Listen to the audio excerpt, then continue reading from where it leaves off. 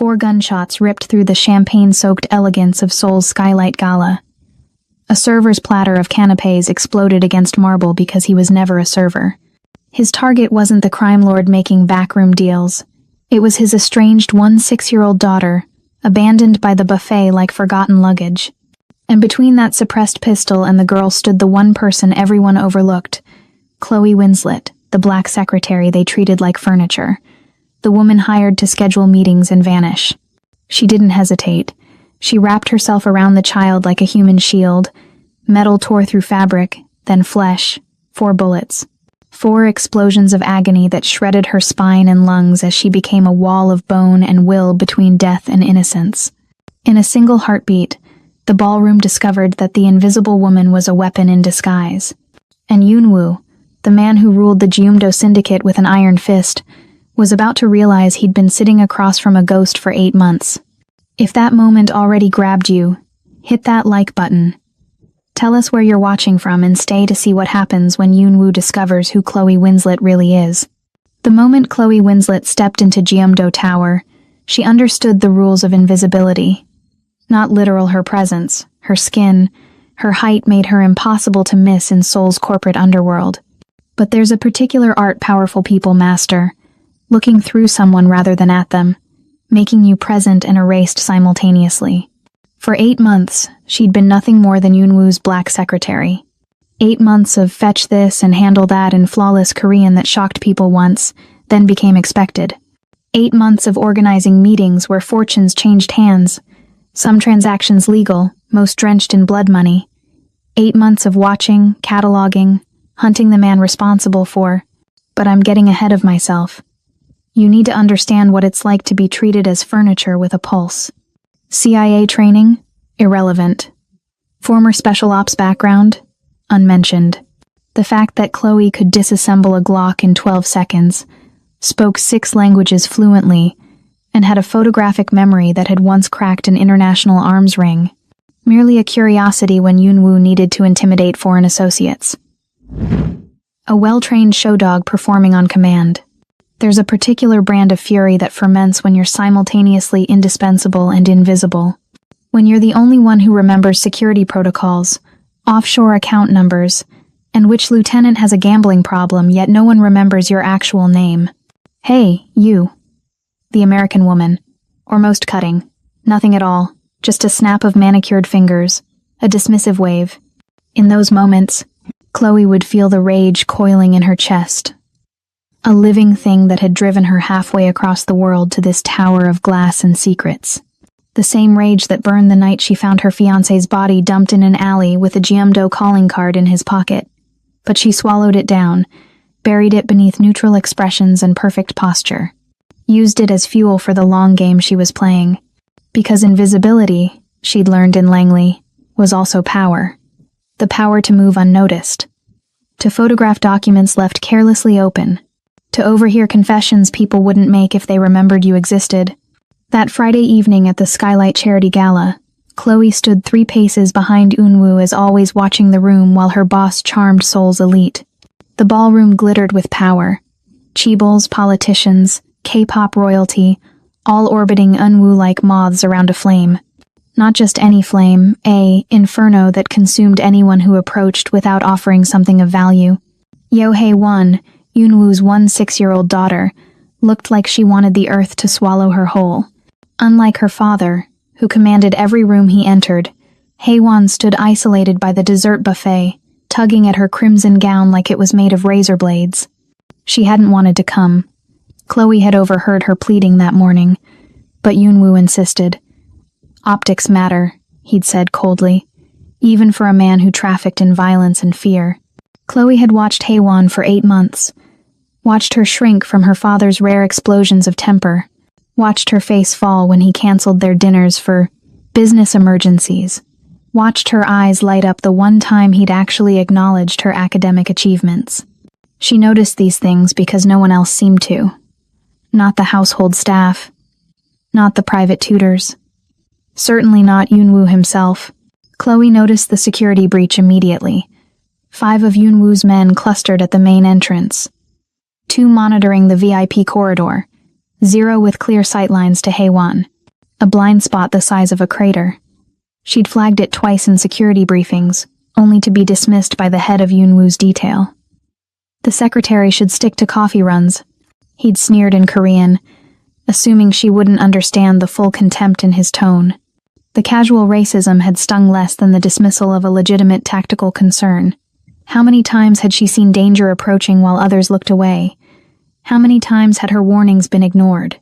When the first shot cracked through the symphony of conversation, time shattered into fragments of pure instinct. The server, not a server at all, dropping his tray, hand diving inside his vest. Suppressed pistol emerging, barrel swinging not toward Yoonwoo, but toward his daughter. Haewon frozen mid-reach for a chocolat eclair, confusion blooming across her face. A lamb unaware of the slaughter. And Chloe already moving, already calculating angles and velocity, already knowing what 4 bullets would feel like punching through tissue that was never meant to stop them. The first round hit her left shoulder, a supernova that spun her half around. The second tore through her lower back, white-hot agony that nearly folded her in half. The third and fourth caught her chest as she wrapped herself around Haewon, shielding the girl's body with her own. Both of them crashing behind the buffet table in a tangle of limbs, blood, and shattered porcelain. Pain isn't adequate language for what comes next. It's an entire dimension of suffering that erases thought. Your body becomes a traitor. Every nerve shrieking information your brain rejects. Chloe had been shot before Fallujah, a through and through that left a scar on her calf, but nothing like this. This was drowning in napalm. This was every cell simultaneously fighting to survive and surrender. Through the haze, Chloe registered Haewon's terrified face hovering above hers, small hands pressing desperately against the wounds, trying to hold Chloe's life inside her body, tears falling like rain as she screamed for her father in broken Korean. The chaos erupting as security finally neutralized the threat. And then Yoonwoo's face appeared, that mask of calculated control cracked wide open by something Chloe had never witnessed there. Raw, unfiltered terror. Not for himself, for his daughter. And then, impossibly, for the woman bleeding out on his behalf. "Stay with me," Yoonwoo commanded in Korean, as if Chloe's fading consciousness would obey like every other order.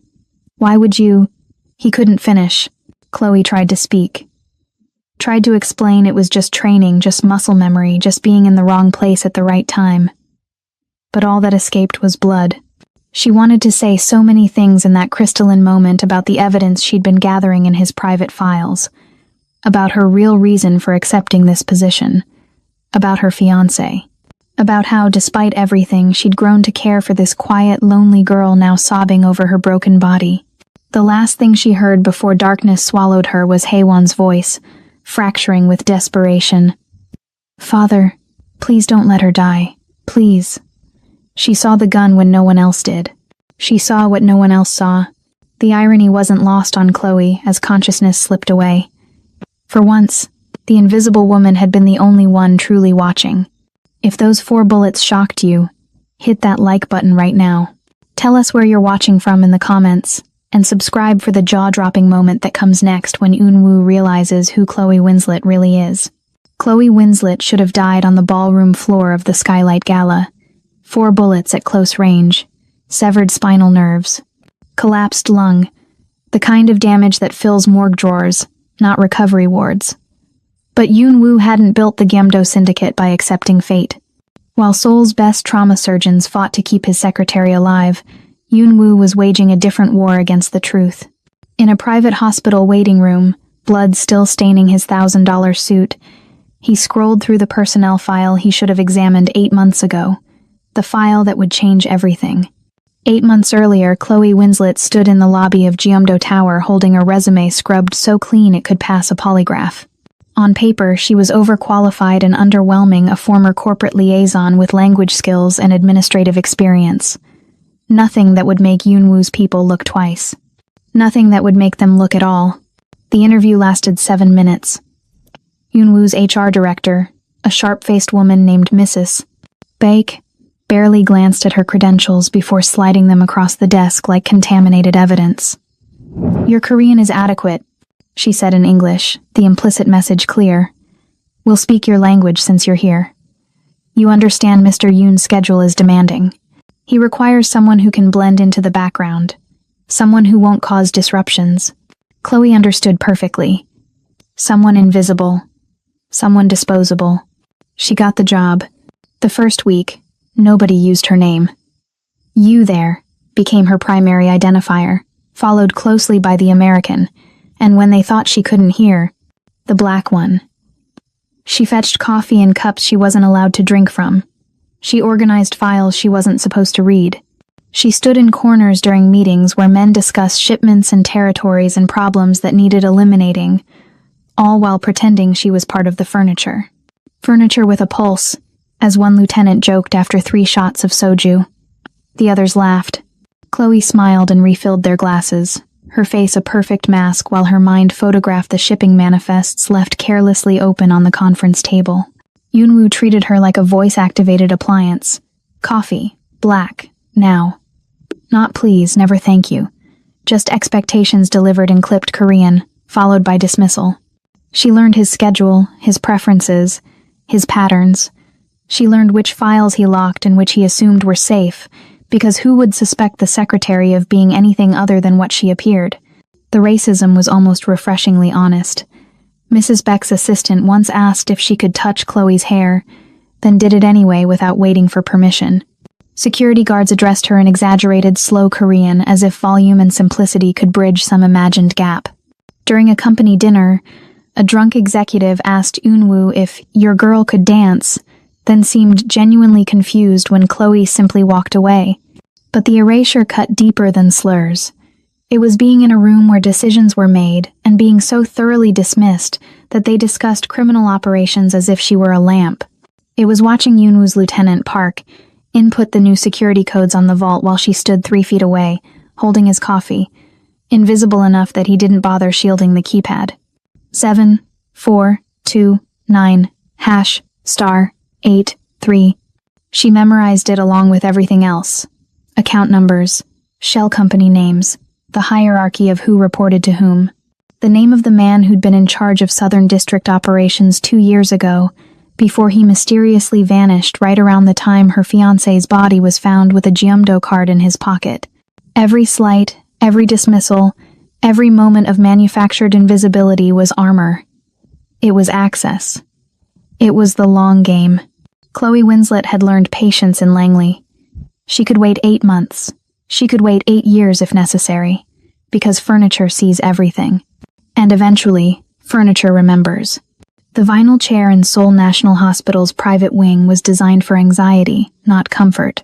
Eunwoo had sat in it for 6 hours, blood dried to rust on his shirt cuffs, while surgeons fought to keep his secretary alive.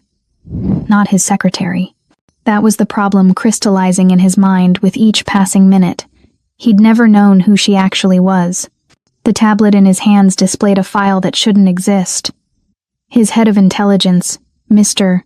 Cho, had pulled strings Eunwoo didn't know he had, calling in favors from contacts in foreign agencies. What came back was a document so heavily redacted it looked like a crossword puzzle designed by paranoid spies, but the parts visible were enough to make his blood run cold. Winslet, Chloe M., former operative, Central Intelligence Agency. Tactical Operations Division, 6 years active service. Deployment history, classified, classified, classified. The black bars marched down the page like body bags. Specialized training in counterintelligence, deep cover operations, advanced marksmanship, hand-to-hand combat, interrogation resistance. Eunwoo scrolled further. Commendations redacted. Discharge reason redacted. Current status, inactive. The word felt like a lie. There was nothing inactive about a woman who'd calculated bullet trajectory in under a second and moved faster than his 6 professional bodyguards. A grainy photograph showed a younger Chloe in tactical gear somewhere dusty and beige Middle East, probably. Her eyes held the flat, empty expression of someone who'd seen death enough times to become fluent in its language. This wasn't the woman who'd fetched his coffee with apologetic efficiency. This was a weapon in human skin. The medical file attached painted an even stranger picture. Scars consistent with shrapnel wounds. Healed fracture of the left radius. Evidence of advanced field medical training, she'd probably treated her own injuries on multiple occasions. The hospital's initial assessment noted her pain tolerance was abnormal, her vitals suggesting someone accustomed to controlling their own physiology under extreme stress.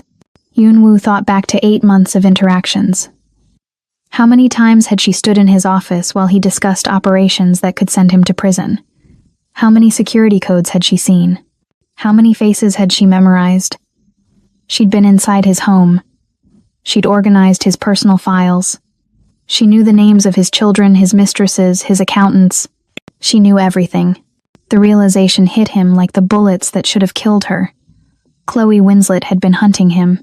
For 8 months, a trained intelligence operative had embedded herself in his organization, and he'd been so blinded by his own prejudice, her race, her gender, her apparent subservience that he'd never looked at her properly. He'd made her invisible by choice, and she'd weaponized that invisibility against him. The question wasn't why she'd taken 4 bullets for Haewon. Operatives were trained to make split-second decisions that served their mission. The question was what her mission had been, and whether saving his daughter had just destroyed it or completed it. Behind the surgical suite doors, machines beeped steadily. His ghost was still alive, and when she woke up, Yunwoo would finally see her. Chloe's first conscious thought was that morphine was a liar. The drugs promised numbness, but delivered only distance, a thin gauze between her and the fire, consuming her chest and back. Her second thought was that someone was watching her with the intensity of a predator deciding whether its prey was truly dead. She opened her eyes to find Yunwoo sitting beside her hospital bed, immaculate in a fresh suit, a Sig Sauer P-226 resting casually on his thigh. The gun wasn't pointed at her. It didn't need to be. The message was clear. Gratitude had limits, and hers had just expired. "Your real name is Chloe Winslet," he said in English, his accent precise. Not a question. "Former CIA. Tactical operations. 6 years in the field before you were discharged under circumstances your government finds too sensitive to discuss." He tilted his head, studying her like a forgery he'd just discovered in his collection. "You've been investigating me for 8 months. The question is who sent you?" Chloe's throat felt like broken glass. She managed 2 words. "No one. I don't believe you." Yunwoo leaned forward, the gun shifting slightly. "The Americans don't deploy ghosts without authorization. The question isn't whether you're here on someone's orders, it's whose." "I'm not active." Each word cost her. "Haven't been for 3 years." "Then why?" The question carried genuine confusion beneath the threat. "Why embed yourself in my organization? Why take 4 bullets for my daughter if you're here to destroy me?"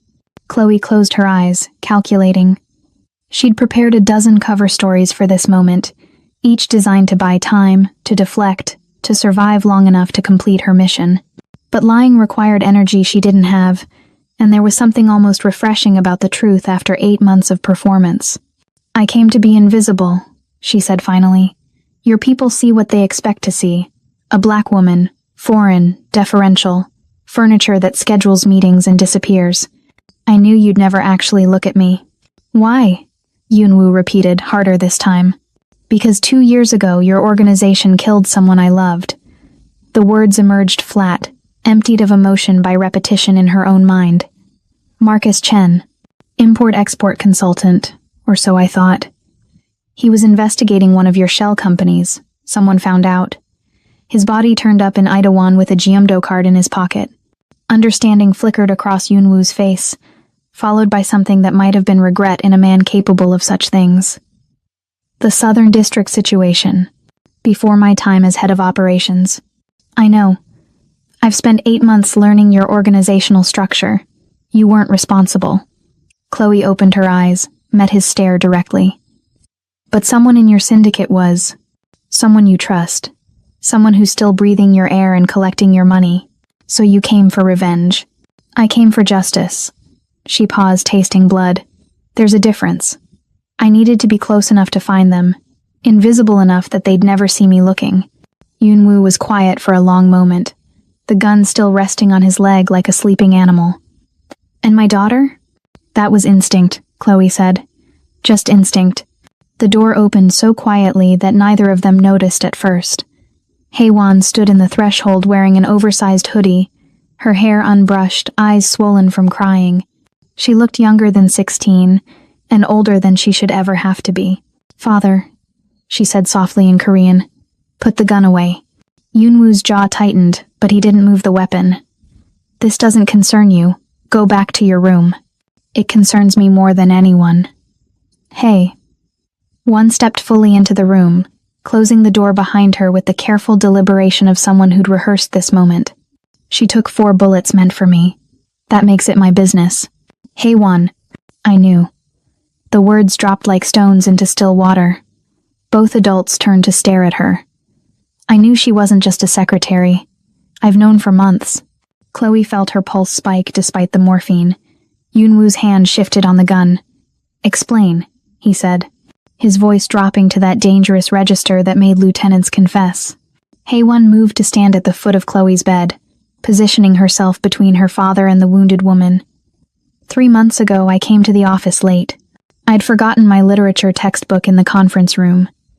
Everyone had gone home except the security team. She looked at Chloe, something like apology in her eyes. "I saw you in Father's private office, reading files on his computer. Not scheduling files. Financial records, shipping manifests, personnel dossiers." The room became very still. Chloe could hear the machines monitoring her heartbeat accelerating, betraying her. "You were so focused you didn't hear me," Haewon continued. "I watched you for maybe 2 minutes. You were photographing documents with your phone, memorizing account numbers. I knew what I was seeing. I'm not stupid, even if everyone treats me like I am. Why didn't you tell me?" Yoonwoo's voice was tight with barely controlled fury. Not at his daughter, at himself, for underestimating everyone around him. "Because I watched what she did after." Haewon's voice cracked slightly. "She closed everything perfectly. Logged out, made it look untouched. Then she saw me standing there. We just looked at each other for maybe 10 seconds. And you know what she did?" Neither of them answered. "She asked me if I'd eaten dinner yet." "Hey." Won's eyes glistened. "Everyone else in this building treats me like an accessory, like a prop you bring out for photographs and put away when it's inconvenient. But she saw me. Actually saw me. She remembered that I hate seafood, that I have a history exam on Thursdays, that I prefer tea to coffee." She turned to her father, and there was steel beneath the tears. "She's been the only person in this entire organization who treated me like a human being instead of a political asset. So when I saw her doing something she shouldn't, I made a choice. I kept quiet." "That was foolish," Yoonwoo said. "No," Haewon replied. "That was a debt. And tonight she paid hers. 4 bullets, father. She paid in blood." The door opened without warning, and Yo Haewon slipped inside like a thief in her own father's territory. She was still wearing the blood-stained red gown from the gala, now covered by an oversized hospital hoodie someone had given her. Her eyes were swollen from crying, her hair tangled, but her jaw was set with a determination that reminded Chloe uncomfortably of Yoonwoo himself. "You shouldn't be here," Yoonwoo said, his voice sharp with paternal authority he rarely exercised. "Security said you were resting in the family suite. Security doesn't tell me what to do." "Hey." One moved to Chloe's bedside, ignoring her father entirely. Her small hand found Chloe's, careful to avoid the IV lines. "I needed to see if she was awake, if she was okay. She's a spy," Yoonwoo said flatly. "She infiltrated our organization under false pretenses." "I know." "Hey." Won's voice was steady, though tears tracked fresh lines down her cheeks. "I've known for 4 months. The silence that followed could have stopped hearts." Yoonwoo rose slowly from his chair, the gun disappearing into his jacket with practiced ease. "Explain now." Haewon turned to face him, still holding Chloe's hand. "It was July. Late night, I couldn't sleep. I came to your study to borrow a book, and found her at your desk with files spread everywhere. Security files, financial records, things she shouldn't have been touching."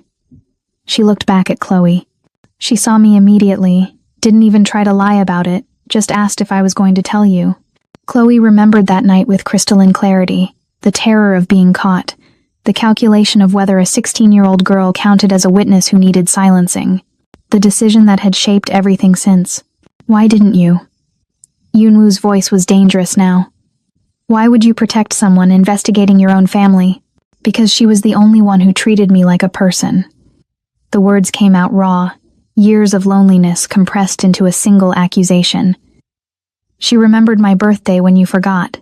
She asked about my entrance exams when you were too busy. She learned the name of my favorite author so she could surprise me with a signed copy. Haewon's grip tightened on Chloe's hand. For 8 months, the spy showed me more kindness than my own father. Yunwoo flinched as if struck. It was the first genuine wound Chloe had seen him take. I told her I'd keep her secret, Haewon continued, if she promised not to hurt you. Not to hurt our family. She gave me her word. The girl's voice cracked. And tonight she proved it. She took 4 bullets meant for me. So whatever you think she owes you, father, you owe her more. The machines monitoring Chloe's vitals beeped steadily in the heavy silence. Somewhere beyond the private room, the hospital hummed with ordinary emergencies. But here, in this space between violence and family, debt was being calculated in currencies that had nothing to do with money. Yunwoo looked at his daughter, truly looked at her perhaps for the first time in months. Then at Chloe. Then at the space between them where loyalty had grown in the garden of his own neglect. Get some rest, Haewon, he said finally, his voice emptied of its earlier edge. We'll discuss this later. But the damage was done. The truth had been spoken. And everyone in the room knew that some debts couldn't be discussed away. 3 days later, Chloe walked into the Jeomdo boardroom with stitches still holding her chest together and enough painkillers in her system to tranquilize a horse.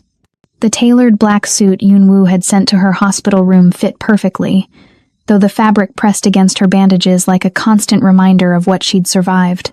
Each step was calculated agony disguised as confidence. The executive table fell silent. 8 lieutenants, men who'd watched her fetch coffee and disappear for 8 months, now stared as if she'd risen from a grave they'd assumed was sealed. Park, the head of security, looked like he'd swallowed glass. Mrs. Beck's expression could have frozen rivers. Yunwoo sat at the head of the table, fingers steepled, watching his subordinates process the impossible. When Chloe took the empty chair to his right, the seat reserved for the underboss, vacant since the previous occupant had been found in the Han River, the silence shattered. What is this? Park demanded in Korean, rising from his chair. This is a joke. Tell me this is a joke. Sit down, Yunwoo said quietly. The command carried the weight of absolute authority. Park remained standing. She's a secretary. Park caught himself, but everyone heard the word he'd swallowed. She has no business in this room. No experience. No family ties. No what? Chloe interrupted in flawless Korean, her voice steady despite the fire in her ribs. No credentials? No loyalty? Or were you going to say no right to be here because of what I look like? Park's face flushed crimson. You don't understand our organization, our culture. This position requires 6 years of tactical operations experience. Chloe leaned back carefully, maintaining eye contact. Fluency in Korean, Mandarin, Japanese, and Russian. The ability to identify a security vulnerability your entire team missed 3 days ago? She let the words land. Or did you mean it requires something I can't change about myself? Gentlemen, Yunwoo cut through the rising tension. Miss Winslet saved my daughter's life while 8 of you stood with your weapons holstered. She identified the threat. She neutralized the immediate danger. She took 4 bullets that were meant for Haewon. His gaze swept the table like a blade. Where were your credentials in that moment? This is madness, Lieutenant Kim spoke up, his voice tight with barely controlled rage. She's been here 8 months. We've bled for this organization for decades. You can't elevate an outsider in American to second in command based on one act of heroism, Chloe offered. The word you're looking for is heroism. Stupidity, Kim snapped. Anyone can throw themselves in front of a bullet. It doesn't make you qualified to run operations. Mrs. Beck's voice cut through, cold and precise. There are protocols, Mr. Yoon. Traditions. The families won't accept this. A woman, a foreigner, with no understanding of our ways. Your ways left my daughter bleeding on a ballroom floor, Yunwoo said, his voice dropping to a register that made the air itself feel dangerous. Your protocols failed. Your traditions were too busy enjoying champagne to notice an assassin with a clear shot. Park slammed his fist on the table. I won't serve under her. I won't take orders from... Then leave. Yunwoo's words were final as a coffin closing. The boardroom door opened without permission, and Min Seoyeon entered like winter itself had taken human form. She was the head of the Baeko family, one of the three powers that kept Seoul's underworld in delicate equilibrium with Gyeongdo. Her reputation preceded her like a knife, ruthless, calculating, and untouchable since she'd inherited her late husband's empire and tripled its reach within 2 years. She wore white a power move in a room full of men dressed in black. Her heels clicked against marble with metronomic precision as she approached the table, flanked by 2 bodyguards who looked like they'd been carved from granite. Woo, she said, her voice carrying the false warmth of a diplomat addressing an enemy. I heard you were having internal difficulties. I thought I should pay my respects. Her eyes slid to Chloe, lingering with predatory interest. And meet your new underboss. How progressive. This is a private meeting, Seon. Yunwoo's tone suggested she should leave. His posture suggested he knew she wouldn't. I have information about the attack at the Skylight Gala. Seoyeon produced a tablet from her Hermes bag, placing it on the table with theatrical precision. Information you'll want to see before you make any more personnel decisions you can't undo. She tapped the screen. A bank transfer materialized 2 million won, paid 3 days before the gala to an account registered to the shooter. The source account was masked, but the routing information was visible. Someone had been careless or perhaps arrogant. The payment originated from a shell company in the Caymans. Seoyeon continued, circling the table like a shark scenting blood. A company that, interestingly, was established 8 months ago, the same week your new secretary started her employment. She looked directly at Chloe. Quite the coincidence. Park leaned forward, his earlier rage transforming into vindication. I knew it. She's been playing us from the beginning. The evidence suggests Miss Winslet hired the assassin herself, Seoyeon said, her voice silk over steel. A false flag operation. Take the bullets, earn your trust, position herself at your right hand. Classic intelligence tradecraft. The CIA must be very proud. Chloe felt the room's energy shift, predatory attention focusing on her like crosshairs. Even Yunwoo's expression had hardened, calculating odds and betrayals. She forced herself to remain still despite the pain screaming through her torso, despite the trap closing around her with the precision of a master tactician. That's an interesting theory, Chloe said carefully. But the shell company isn't mine. Then whose? Seoyeon's smile was a scalpel. You're the intelligence professional. You tell me who had the means, the motive, and the access to arrange an assassination at a charity gala where Gyeongdo's security protocols were mysteriously inadequate. She paused for effect. Unless you're suggesting someone else in this room wanted Haewon dead. The accusation hung in the air like poison gas. Every lieutenant at the table was now a suspect or an ally, and no one was certain which. Lieutenant Kim stood abruptly. This woman has infiltrated our organization under false pretenses. The evidence speaks for itself. She should be detained immediately until... Until what? Haewon's voice cut through the room like a blade through silk. Haewon stood in the doorway wearing her school uniform, her presence so unexpected that several lieutenants actually reached for weapons before remembering she was the boss's daughter. Her eyes were red-rimmed but fierce, and she walked into the boardroom with the kind of reckless courage that only comes from having nothing left to lose. Haewon, this isn't... Yunwoo began, but his daughter cut him off with a look that could have been his own. Chloe wasn't sent by the CIA, Haewon said, her voice trembling but determined. She was sent by my mother. The silence that followed was absolute. Yunwoo's late wife was sacred ground, a subject no one dared traverse. She died 4 years ago in a car accident that everyone suspected wasn't an accident at all, though no one had ever proven otherwise. What are you talking about? Yunwoo's voice was barely above a whisper. Haewon moved to stand beside Chloe's chair, her small hand finding the back of it for support. Before she died, my mother knew I'd be in danger. She knew that being your daughter made me a target. Her words came faster now, the lie gaining momentum. She made arrangements. Secret arrangements, because she didn't trust your security team to actually protect me instead of just protecting their positions. Park's face had gone pale. That's impossible. We would have known. Would you? Hae-won turned on him with sudden venom. You didn't even notice an assassin walk past you 3 days ago. You didn't see him aim a gun at my head. But Chloe did. She looked at Seo-yeon with barely disguised contempt. My mother hired her through private channels, paid her through accounts you'd never find because they were meant to be invisible, just like Chloe was meant to be invisible. Hae-won, Chloe said quietly, understanding the magnitude of what the girl was doing. You don't have to. Yes, I do. Hey. Won's voice cracked but didn't break. My mother told me before she died that if anything happened, someone would come. Someone who would watch over me when father was too busy building his empire.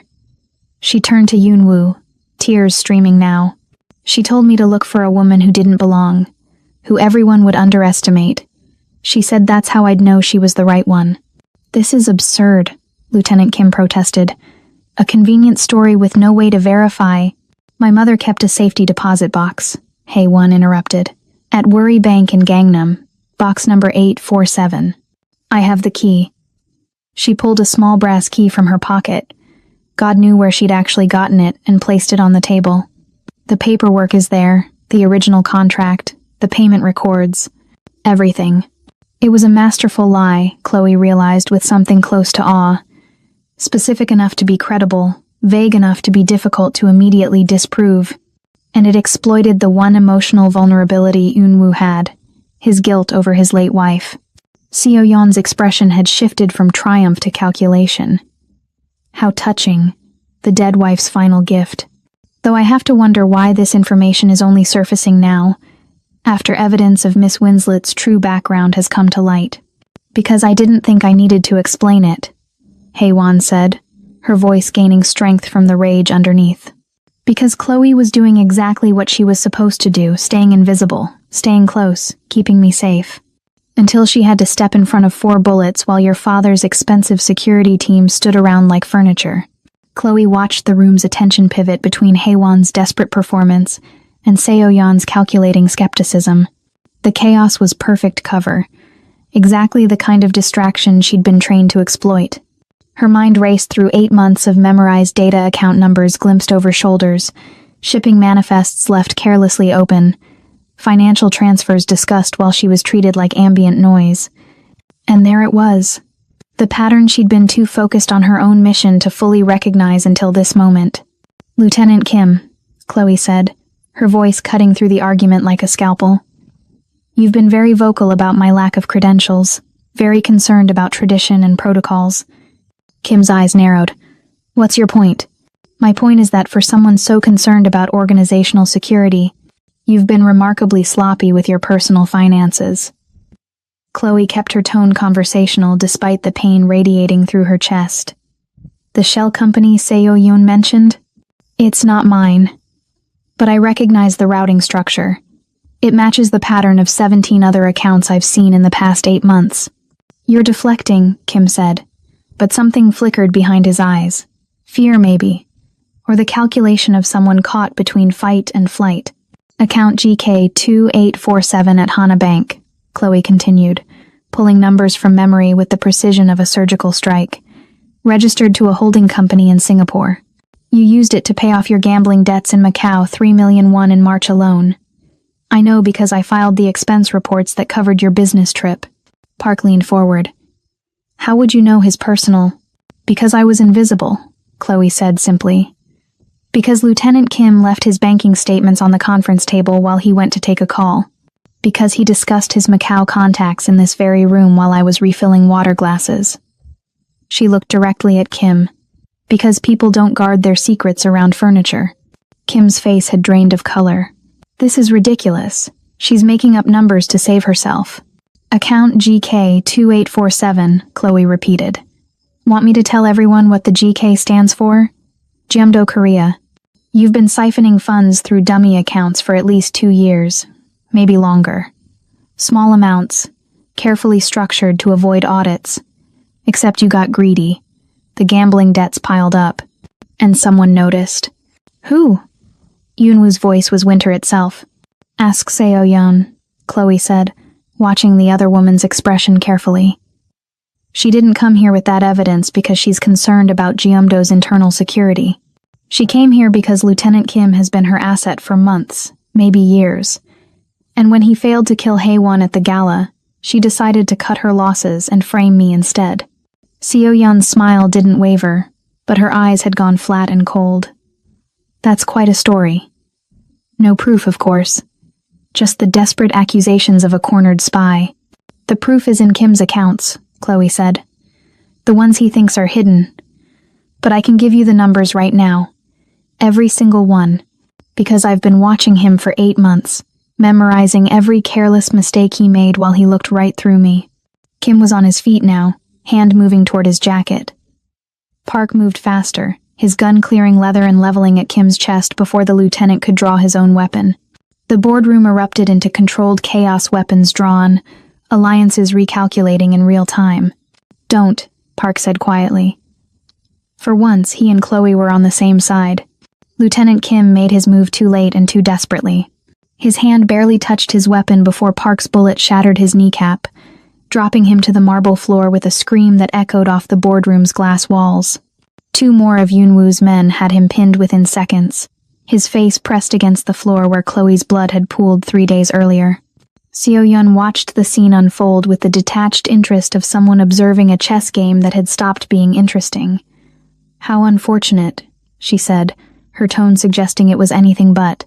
I suppose I should take my leave before this becomes messier than it already is. You're not going anywhere, Yoonwoo said quietly. His hand rested on the table, fingers drumming once, twice. A signal. The boardroom doors locked with an audible click.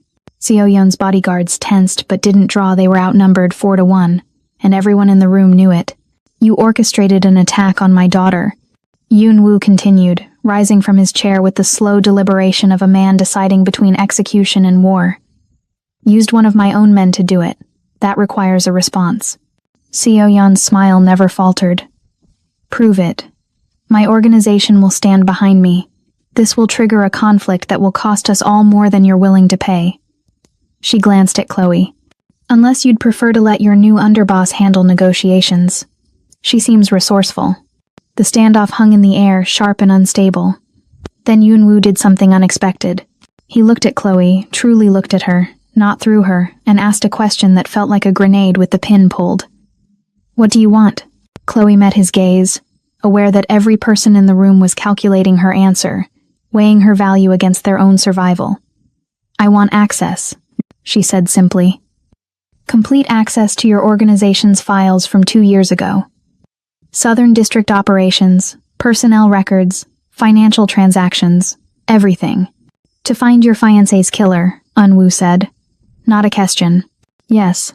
Park spoke up, his gun still trained on the bleeding Kim. You're going to give an American spy full access to our records?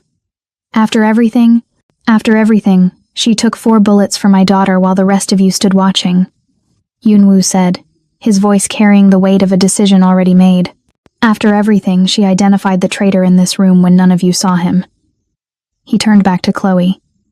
You get your access. You find your killer. And in exchange, you serve as my underboss, legitimately. No more invisible games. No more pretending to be something you're not. And if the person who killed Marcus is someone you value? Chloe asked. Someone important to your operations? Yoonwoo's expression was unreadable. Then we'll discuss justice versus stability when the time comes. But you'll have the truth. That's more than most people get in this world. It wasn't friendship. It wasn't forgiveness. It was a transaction between 2 people who'd both learned that survival required uncomfortable alliances. Chloe extended her hand, ignoring the pain the movement caused. Yoonwoo took it, his grip firm and deliberate. To fragile alliances, Chloe said. And honest enemies, Yoonwoo replied, glancing at Seo-yeon. Get her out of my building.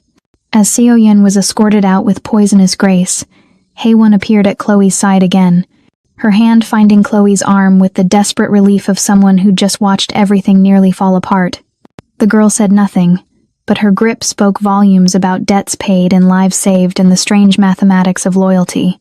Chloe had come to Jeumdo Tower 8 months ago as a ghost seeking vengeance. She was leaving this boardroom as something far more dangerous.